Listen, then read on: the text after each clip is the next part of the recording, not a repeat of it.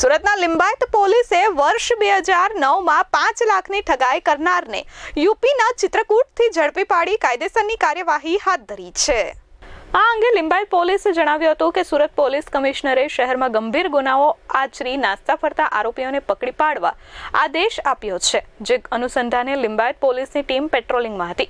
આ દરમિયાન પોલીસને બાતમી મળી હતી કે વર્ષ 2009માં 5 લાખ રૂપિયા લઈ જઈ પરત ન આપી ઠગાઈ કરનાર આરોપી ઉત્તર પ્રદેશના ચિત્રકૂટ ખાતે છે, જેથી પોલીસે બાતમીના આધારે તપાસ હાથ ધરી હતી। ત્યારે રમાકાંત ઉર્ફે લાલા ઇન્દ્રપાલ મિશ્રાની પોલીસે ચિત્રકૂટમાંથી ધરપકડ કરી છે। પકડાયેલ રમાકાંતની પૂછપરછમાં સામે આવ્યું હતું કે વર્ષ 2009માં નમો નારાયણ ત્રિપાઠીએ ઉધના સોશિયો સર્કલ પાસે HDFC બેંકમાં પૈસા ઉપાડવા માટે પોતાની બાઇક સાથે 5 લાખનો બેરલ ચેક આપી રમાકાંતને મોકલ્યો હતો।